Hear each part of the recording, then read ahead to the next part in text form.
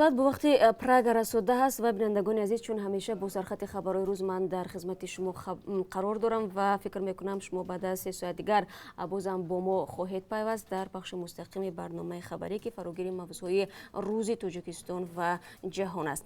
جزا برای خیانت به وطن، دادگاه حربی سردار پیشین دفتر مطبوعات سرایستی نیروهای مرزبانی تاجیکستان محمد جان اولوخوجایف را به سالهای طولانی زندان محکوم کرد.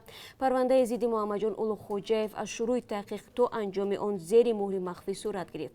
اولوخوجایف با آن ابدار شد که معلومات مربوط به سیر دولتی را به سازمان‌های خارجی داده است. جزئیات خبر را در برنامه برایتان خواهیم گفت. بانک ملی پایین رفتن قرب روبل روسی را در تاجیکستان توضیح داد. دوام یک هفته اخیر مهاجران به رادیو آزادی از آن شکایت دارند که مبلغ‌های فرستاده آنها را با اسعار پس به نزدیکانشان می‌دهند. برای مثال یک مهاجر از 1000 روبل روسی فرستاده‌اش اکنون قریب 6 سومانی ضرر می‌بیند. نزدیکان مهاجران بر اساس یک قرار بانک ملی در سال 2016 نمی‌توانند مبلغ‌های خود را با روبل بگیرند و بانک آنها را با سومانی بس کرده پرداخت میکنند. اگر در برنامه خبری ما را تماشا کنید خواهید فهمید که مسئولان بانک ملی سبب یک بار پایین آمدن روبل روسی را به چه ربط میدهند؟ خب طبق قربی که امروز برای این اسعار از سوی بانک مذکور تعیین شده است، 1000 روبل روسی برابر است به 143 سومانی و 90 درم.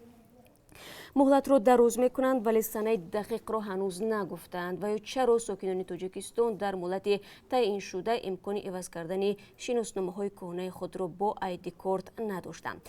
با نظر داشت آن که مراجعت بینندگان آزادی درباره سرنوشت سیم کارت‌هایی که با شناسنامه‌های کهنه گرفته شده زیاد از گزارش در این باره در برنامه خبری خواهیم داشت.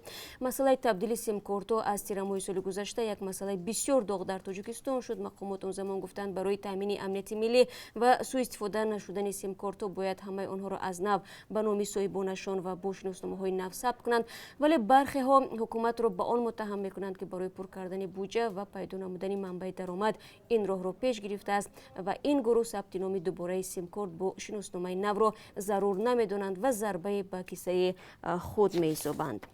زهرا لطف‌شوی از چیست؟ اگر دوستان عزیز شما بیننده دومی رادیو آزادی باشید پس در جریان هستید که چند روز اخیر ما درباره اتفاق افتادن حالت‌های زهرا لطف‌شوی در منطقه کلاب خبر میدیم.